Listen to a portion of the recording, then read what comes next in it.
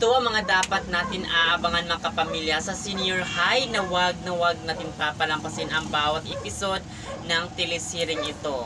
Pag napatunayan talaga ni Sky kung sino ang pumatay sa kanyang kapatid na walang kalaban-laban na si Luna, ay talagang ipapakulong niya ito sapagkat mahal niya ang kanyang kapatid at hindi talaga niya kakayaan na hindi mabigyan siyang pagkamatay ng kanyang kapatid na si Luna. Kaya aabangan natin ito.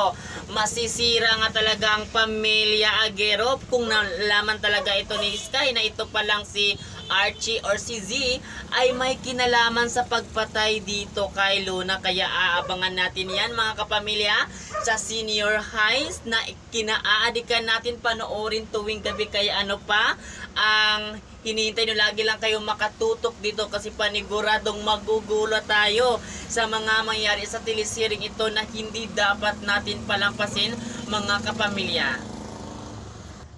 Sabi nga talaga ng ina ni Sky na talagang mananagot ang sino man ang dahilan sa pagpatay na ito ni Luna. Kasi kung napatunayan talaga ito ni Sky na itong si Archie or si Ziman ang may kinalaman sa pagpatay, mananagot sila sa korte at sinisigot talaga ni Sky na mabubulok sa bilangguan maging itong pamilya talaga ni Archie at ni Z. Talagang wala talaga silang ginawang action para talaga ay malaman nga ito kung may kinalaman nga ba talaga ang dalawang bata na ito sa pagpatay nga dito kay Luna. Kaya ang lahat ng ito kapamilya, abangan natin kasi nga bawat episode ay kaabang-abang na kaganapan ng telesiring ito. At yun lang, maraming salamat sa panonood mga kapamilya at sana lagi kayong makatutok araw-araw sa telesiring ito. At yun lang, maraming salamat sa panonood mga kapamilya.